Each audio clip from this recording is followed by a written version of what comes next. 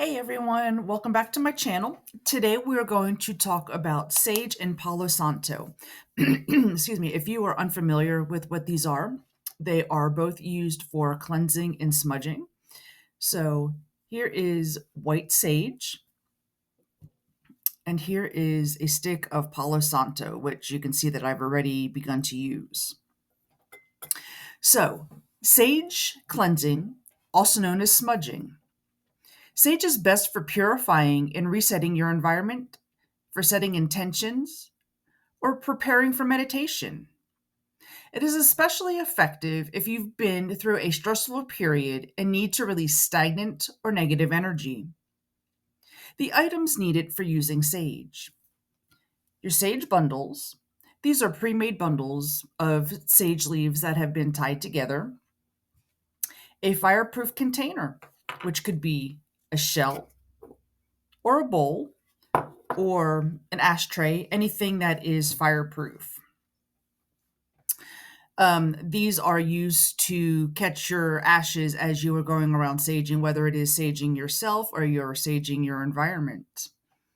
You again will also need a lighter or matches, whichever you feel more comfortable using, and a feather or something that you can use to, push the smoke through the air as you are performing your ritual or saging your house.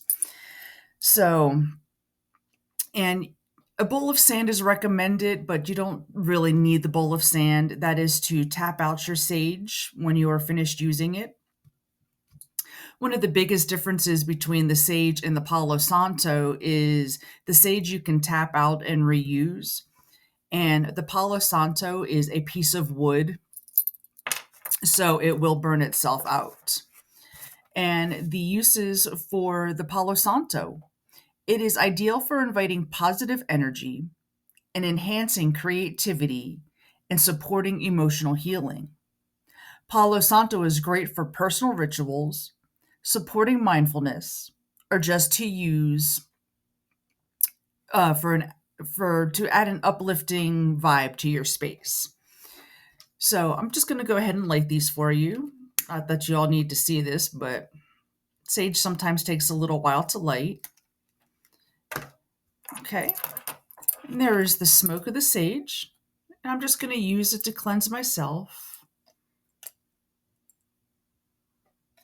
And it also smells absolutely fabulous.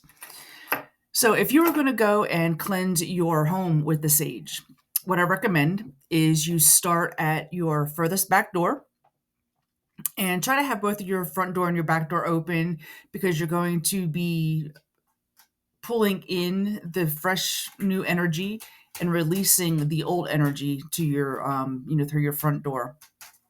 So when you sage, you want to go around every single door frame, every single window, and just kind of go throughout the room, and just kind of go in a zigzag pattern with the smoke, up and down, or however, whatever way leads you, or you felt led to do. And the same thing with the Palo Santo. Again, this is kind of it should light fairly easily depending on how dry the wood is. There we go. We got a nice flame going. And you go ahead and I'm just going to blow that out because I don't want to burn the whole thing.